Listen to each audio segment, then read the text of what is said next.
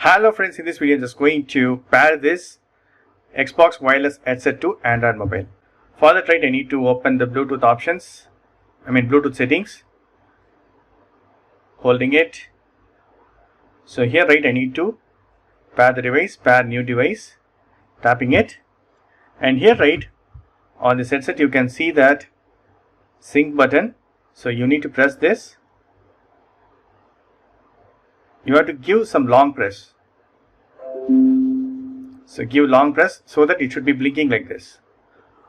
Hold the sync button at least 7 seconds to 10 seconds so that it will be blinking. Then it is ready to pair. Then it should find here. So Xbox wireless headset is found. So I need to tap it. So it is asking to pair, then tap the pair button. So successfully Xbox wireless headset is connected.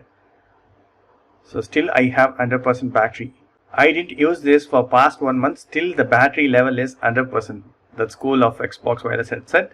Okay. Now the light bar also stable, which means it is connected. Now I can listen songs from YouTube or music.